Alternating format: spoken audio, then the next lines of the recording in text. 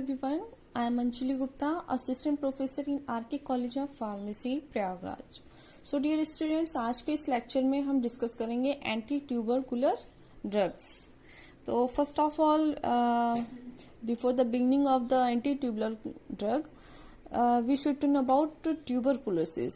तो ट्यूबरकुलोसिस क्या है? ठीक है, ट्यूबरकुलोसिस के बारे में जानेंगे कि ट्यूबरकुलोसिस एक क्रोनिक ग्रैनुलोमेटस डिजीज है. ग्रैनुलोमेटस डिजीज इसलिए कहा जाता है कि जब इम्यून पैथोजेनेसिस के दौरान जब बैक्टीरिया, आपके जो माइकोबैक्टीरियम ट्यूबरकुलोसिस बैक्टीरिया बॉडी के अंदर आता है तो इम्यून पैथोजेनेसिस होती है, एंटीजन एंटीबॉडी रिएक्शंस होता है, जिसके कारण जो इम्यून सेल्स होती हैं, इम्यून सेल्स के जो मास होते हैं, मतलब मास फॉर्म में, बल्क फॉर्म में, वो साइट ऑफ एक्शन पे या साइट ऑफ इन्फेक्शन साइट पे वो गैदर हो जाते हैं.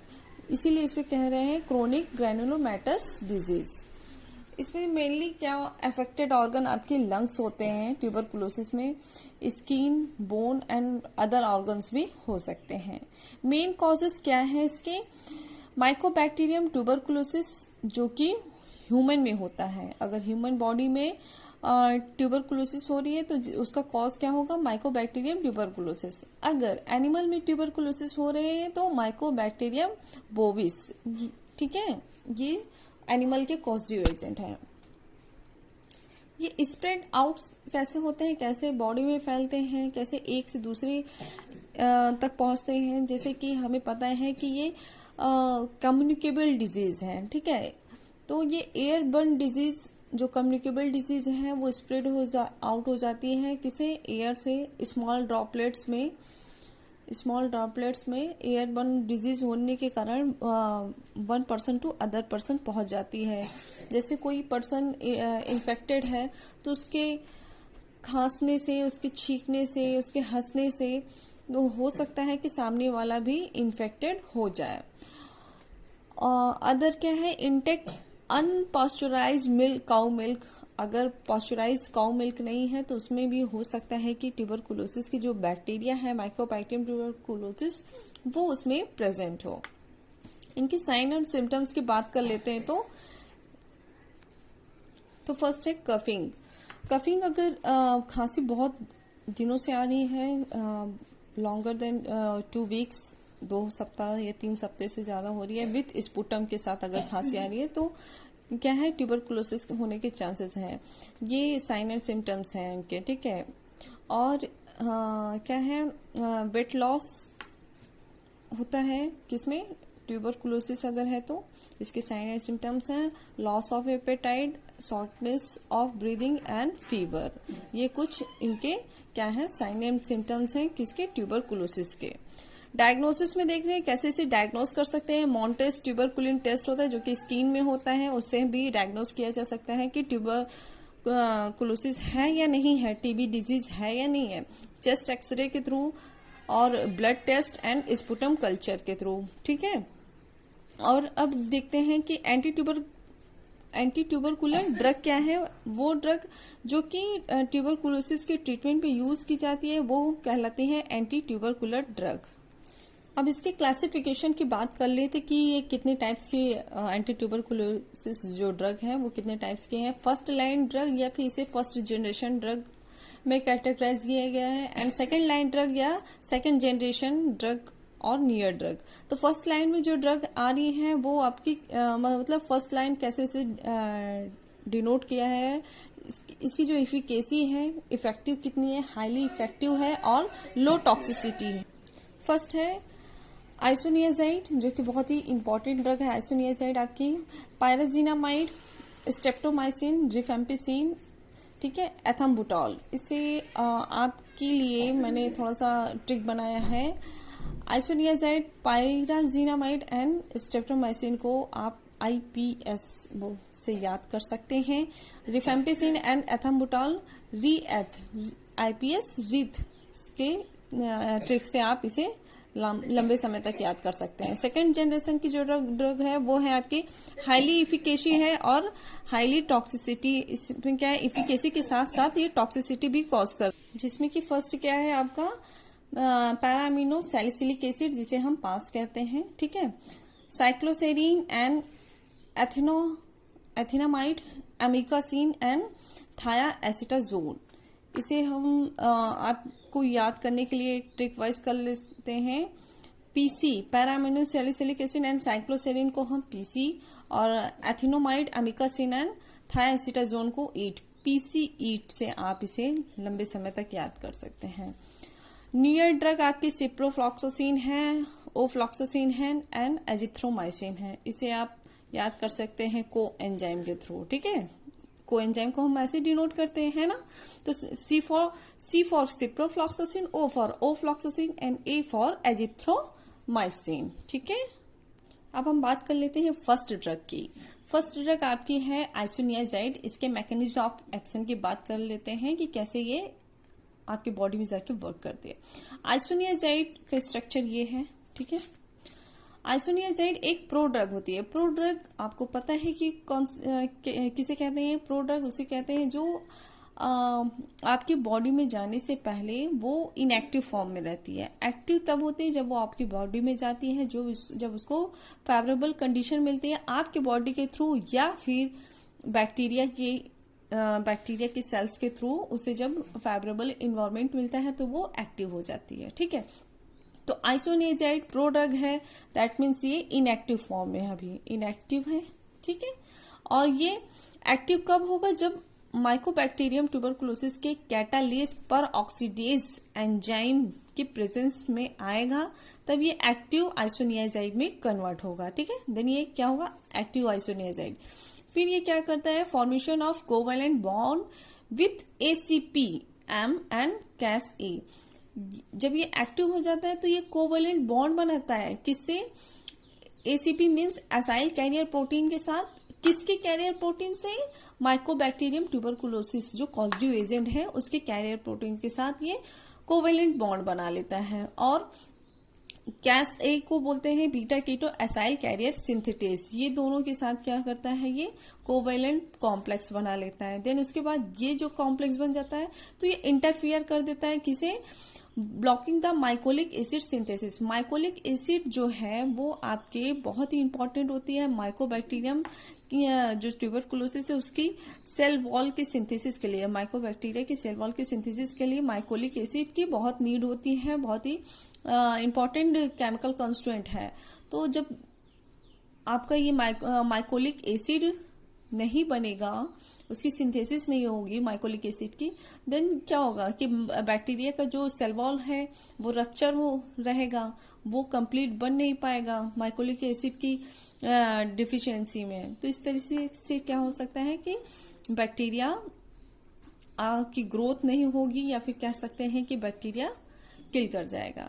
इसके फार्माकोकाइनेटिक की बात करें तो एब्जॉर्प्शन इन गट में इसका एब्जॉर्प्शन होता है, partially metabolise in liver via acetylation के थ्रू इसका मेटाबॉलिज्म होता है। Excretion through kidney in free form and its metabolites form में ये किडनी से एक्सक्रीट आउट हो जाता है। इसके एडीआर देख लेते हैं। Restlessness, insomnia, nausea, insomnia means नींद नहीं आना, ठीक है। Nausea, vomiting and muscle twitching. Muscles spasm हो सकते हैं, मसल्स ट्विचिंग हो सकती है, ठीक है। नेक्स्ट ड्रग की बात करें, नेक्स्ट ड्रग की तो आपका आता है रिफैम्पिसिन। रिफैम्पिसिन क्या है? सेमी सिंथेटिक डेरिवेटिव्स हैं जो कि प्रोड्यूस होती है बाय द स्ट्रेप्टोमाइसिस मेडिट्रेंस के थ्रू इसे निकाला जाता है और लैब में फिर इसे फर्दर प्यूरिफाई की जाती है, सिंथेसाइज की जाती है। तो इसीलिए इसे सेमी सिंथेटिक डेरिवेटिव्स कहते हैं। इसका मैकेनिज्म ऑफ एक्शन हम देख लेते हैं, क्या है इसका मैकेनिज्म ऑफ एक्शन, कैसे वर्क करती है। तो ये जो आपका डीएनए है, डीएनए से आरएनए बनता है। आपको पता है जब डीएनए से आरएनए, एमआरएनए, मैसेंजर आरएनए बनता है, इस प्रोसेस को हम बोलते हैं क्या? Transcription, okay. इसमें जो डीएनए से एमआरएनए, मैसेंजर आरएनए बनाने में हेल्प करता है वो होता है आरएनए पॉलीमरेज एंजाइम, ये हेल्प करता है।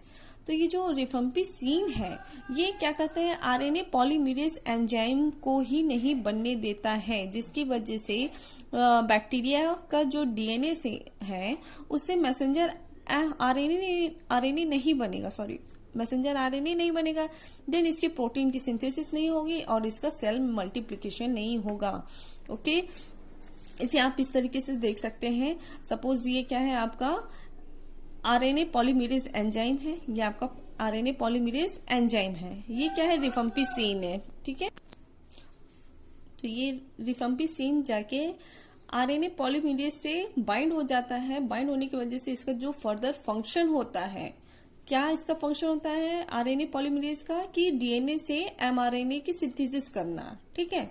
तो ये इसे इनहिबिट कर देता है, जिसकी वजह से एमआरएनए नहीं बनता है, एमआरएनए से प्रोटीन बनता है, प्रोटीन से सेल मल्टीप्लिकेशंस होते हैं, तो ये पूरी प्रोसेस रुक जाती है। इसकी फार्माकोकाइनेटिक की बात करें तो ये वेल एब्जॉर्ब होता है after oral administration, widely distributed in body fluid tissue, excrete out through the liver and bile. ADR क्या है इसके, रैसेस हैं, नेफ्राइटिस है, नेफ्रॉन में इन्फेक्शन हो सकते हैं, जॉन्डिस है, नोजिया है एंड वॉमिटिंग है। नेक्स्ट ड्रग है आपकी पैरा अमाइनो सैलिसिलिक एसिड, जिसे हम क्या बोलते हैं, पास, पैरा अमाइनो सैलिसिलिक एसिड, ठीक है। स्ट्रक्चरली ये एकदम सिमिलर होता है किससे, आपके पाबा से एकदम स्ट्रक्चरली सिमिलर होता है। पैरामाइनो बेंजोइक एसिड की ही तरह क्या होता है, पैरामाइनो सैलिसिलिक एसिड होता है। ओके, तो डियर स्टूडेंट्स, इससे पहले भी प्रीवियस लेक्चर में मैंने आपसे बात की थी सल्फोनामाइड्स ड्रग की, तो उसमें हमने इसे डिस्कस किया था। तो आज फिर हम देख लेते हैं कि जो पास ड्रग है इसका क्या मैकेनिज्म ऑफ एक्शन है। पापा जो कि आपके बैक्टीरिया की न्यूट्रिएंट्स हैं, हाँ, पाबा पैरामाइनो बेंजोइक एसिड, पाबा से बनता है डाइहाइड्रोफोलिक एसिड, डाइहाइड्रोफोलिक एसिड से बनता है टेट्राहाइड्रोफोलिक एसिड, देन ये प्यूरिन सिंथेसिस करता है, प्यूरिन एंड पेरिमिडिन, देन डीएनए का बैक्टीरिया का डीएनए बनता है, बैक्टीरिया के डीएनए का फॉर्मेशन होता है। बट जो पाबा है, पाबा से जब डाइहाइड्रोफोलिक एसिड होता है, इसे इनहिबिट करने के लिए याद होगा आपको सल्फोनामाइड यहाँ पे वर्क करता है, सल्फोनामाइड यहाँ पे वर्क करता है कि पाबा से डाइहाइड्रोफोलिक एसिड नहीं बनता। लेकिन ये जो पास है पैरामाइनो सैलिसिलिक एसिड, ये फर्स्ट स्टेप तो हो जाता है इसमें, पैरामाइनो बेंजोइक एसिड से डाइहाइड्रोफोलिक एसिड तो बन जाता है, लेकिन डाइहाइड्रोफोलिक से टेट्राहाइड्रोफोलिक एसिड की सिंथेसिस को ये इनहिबिट कर देता है। कौन, पैरामाइनो सैलिसिलिक एसिड, जिसकी वजह से टेट्राहाइड्रोफोलिक एसिड नहीं बनेगा, देन प्यूरिन की सिंथेसिस नहीं होगी और डीएनए, बैक्टीरिया का डीएनए नहीं बनेगा। अब इसकी काइनेटिक की बात कर लेते हैं। एब्जॉर्प्शन इन जीआईटी ट्रैक में इसका वेल एब्जॉर्प्शन होता है। Distribution in tissue body fluid except cerebrospinal fluid में इसका डिस्ट्रीब्यूशन नहीं होता है। एक्सक्रीटेड बाय यूरिन के थ्रू आपके बॉडी से एलिमिनेट हो जाएगी। इसके एडीआर की बात करें तो हाइपर सेंसिटिविटी रिएक्शंस हो सकते हैं, ज्वाइंट पेन हो सकते हैं, joint pain in the sense कि अगर इसका स्टोरेज जॉइंट्स में हो जाता है पैरामाइनो सैलिसिलिक एसिड्स का, उसकी वजह से जॉइंट पेन्स हो सकते हैं। फीवर है, हेपेटाइटिस है और स्प्लीनोमेगली, मतलब स्प्लीन की साइज इंक्रीज कर जाती है, इसी को बोलते हैं हिपैटोस्प्लीनोमेगली। नेक्स्ट है आपकी एजिथ्रोमाइसिन। जैसा कि क्लासिफिकेशन में मैंने आपको बताया था कि मैं कवर अप कर लूंगी लगभग आप देख सकते हैं कि आइसोनियाजाइड का मैकेनिज्म ऑफ एक्शन आपने पढ़ लिया, रिफेम्पिसिन का पढ़ लिया, पैरामाइनो सैलिसिलिक एसिड का पढ़ लिया। अब ये आपका ये कोएंजाइम मतलब सिप्रोफ्लॉक्सासिन, ओफ्लॉक्सासिन एंड एजिथ्रोमाइसिन में हम एजिथ्रोमाइसिन जो कि बहुत ही इंपॉर्टेंट एंटीबायोटिक्स है, इसे कई डिजीज में हम यूज करते हैं एज एंटीबायोटिक्स, तो इसका हम मैकेनिज्म ऑफ एक्शन पढ़ते हैं, ठीक है। तो एजिथ्रोमाइसिन या इसे हम एरिथ्रोमाइसिन भी कहते हैं, ये आपके मैक्रोलाइड्स एंटीबायोटिक्स होते हैं। मैक्रोलाइड्स एंटीबायोटिक्स इसलिए कहते हैं, मैक्रो मीन्स बड़ा। इसका जो स्ट्रक्चर होता है बहुत ही कॉम्प्लिकेटेड होता है स्टूडेंट्स। तो मैक्रोलाइड्स मतलब ये जो रिंग होती है इसकी, वो काफी बड़ी होती है, रिंग से रिंग अटैच होती चली जाती है। इसका स्ट्रक्चर बहुत कॉम्प्लिकेटेड होता है, इसलिए इसे मैक्रोलाइड्स एंटीबायोटिक्स बोलते हैं। अब इसके मैकेनिज्म ऑफ एक्शन की बात कर ले कि इसका क्या मैकेनिज्म ऑफ एक्शन होता है, कैसे ये वर्क करती है। तो बेसिकली ये इंटरफेयर करती है किसमें, आपके ट्रांसलोकेशन या इसे बोल सकते हैं ट्रांसपेप्टाइडेशन में प्रोटीन से प्रोटीन बाइंड होते तभी तो आपके क्या होगा, पहले अमाइनो एसिड्स से चेंज होता है प्रोटीन में, प्रोटीन चेंज होते हैं, फिर आपके प्रोटीन बनाते हैं क्या आपके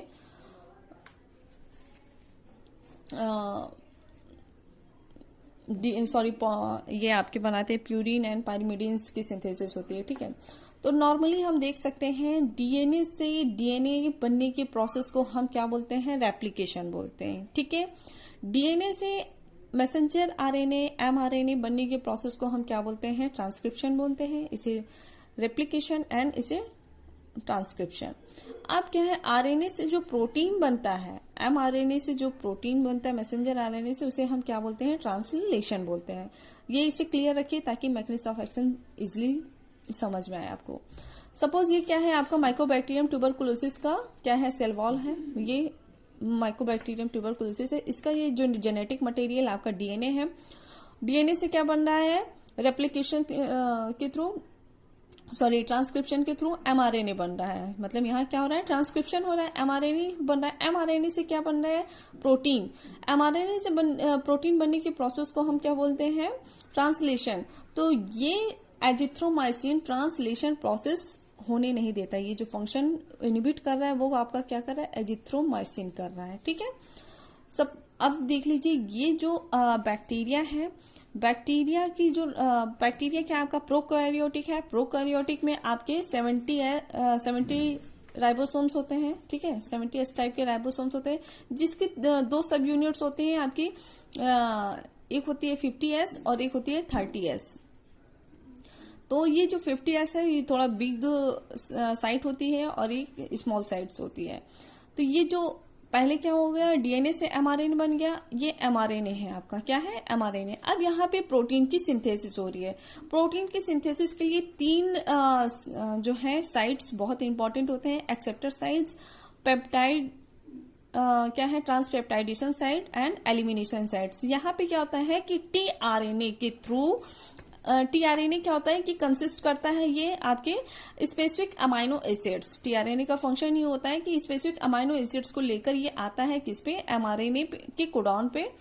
ये specific amino acids acceptor sites पे बाइंड होती हैं, ठीक है। बाइंड होने के बाद ये ट्रांसफर कर देती है, ट्रांसलोकेशन कर देती है किसे, पेप्टाइडेशन के साइड। यहाँ पे क्या होता है कि एक अमाइनो एसिड, 2 अमाइनो एसिड, मतलब अमाइनो एसिड्स जुड़ते चले जाते हैं। यहाँ पे पेप्टाइडेशन का फॉर्म, मतलब पेप्टाइड पॉलीपेप्टाइड का देन प्रोटीन चेंज होता है ना। तो यहाँ पेप्टाइडेशन होता है, इस प्रोसेस को होते हुए फिर ये नॉर्मली मैं बता रही हूँ कि क्या क्या होता है। फिर ये चला जाता है क्या, एग्जिट साइट्स। एग्जिट साइट्स जाने के बाद ये प्रोटीन आपके प्यूरिन पिरिमिडिन में हेल्प करती है। ऐसे ही ये प्रोसेस होती रहती है। एक्सेप्टर होता है, एक्सेप्ट करता है, फिर इसका पेप्टाइडेशन होता है, फिर एलिमिनेट होता है, मतलब स्प्लिट आउट होते रहते हैं। अब क्या है कि ये आपका एजिथ्रोमाइसिन कैसे काम करता है, मैं यहाँ पे थोड़ा सा लेकर आती हूँ आपको अलग से सेपरेट आउट करके। ये आपका क्या है, एक्सेप्टर साइट है। यहाँ पे सपोज ये टीआरएनए आपका एक अमाइनो एसिड्स लेकर आ रहा है, कहाँ पे लेके आ रहा है, ट्रांसफर किया किस पे, पी साइड पे। पी साइड्स पे ये इसका पेप्टाइडेशन हो रहा है, यहाँ पे अमाइनो एसिड्स बाइंड होके इसका पेप्टाइड फॉर्मेशन कर रहे हैं। अब पेप्टाइड फॉर्मेशन जब होता है तो ये इसे स्प्लिट कर देता है, ट्रांसफर कर देता है किसके साइड, एग्जिट के साइड, ठीक है। तो यही प्रोसेस नहीं होने देता है कौन, आपका एजिथ्रोमाइसिन। ब्लॉकिंग द ट्रांसलोकेशन, इसके ट्रांसफर की जो कंडीशन है इसी को बोलते हैं ट्रांसलोकेशन। ये जो एजिथ्रोमाइसिन है ट्रांसलोकेशन की एक्टिविटी को क्या कर देता है, ब्लॉक कर देता है एट अ पी साइट्स पे, जिसकी वजह से क्या होगा कि फर्दर जो प्रोटीन की नीड होगी आपके बैक्टीरिया के लिए, जो भी प्रोटीन की नीड्स होती हैं उसके ग्रोथ के लिए, उसके डेवलपमेंट के लिए, वो नहीं होगी, जिसकी वजह से एजिथ्रोमाइसिन आपके बैक्टीरिया किल हो जाएंगे, माइकोबैक्टीरियम ट्यूबरकुलोई। तो एक चीज बताना चाहती हूँ मैं आपको कि जो बहुत ज्यादा एजिथ्रोमाइसिन का जो हाई डोज होता है वो तो आपके बैक्टीरिया बैक्टीरियोसाइडल का काम करते हैं। अगर लो डोज लिया जाए एजिथ्रोमाइसिन का तो वो बैक्टीरिया स्टैटिक का काम करता है, मतलब हाई डोज पे बैक्टीरिया को किल करता है, लो डोज पे उसके डेवलपमेंट को रोक देता है। इसके फार्माकोकाइनेटिक की बात करें तो इसका ओरल बायोअवेलेबिलिटी 37% है। If take with food with decrease bioavailability, अगर इसे फूड के साथ इंटेक किया जाए तो इसकी बायोअवेलेबिलिटी कम हो सकती है। आप देखे होंगे एजिथ्रोमाइसिन के रैपर के पीछे कुछ इंस्ट्रक्शंस लिखे होते हैं जिसमें लिखा होता है कि आपको 2 घंटे तक कुछ नहीं लेना है। इससे क्या होता है कि कॉन्ट्राइंडिकेशंस होने के चांसेस होते हैं, इसकी बायोअवेलेबिलिटी कम हो जाती है। हिपेटिक मेटाबॉलिज्म होता है और स्क्रिट आउट हो जाता है आपके यूरिन के थ्रू। एडीआर इसके क्या क्या है, डायरिया है, नाउजिया है, एब्डोमिनल पेन्स हो सकते हैं। Thank you.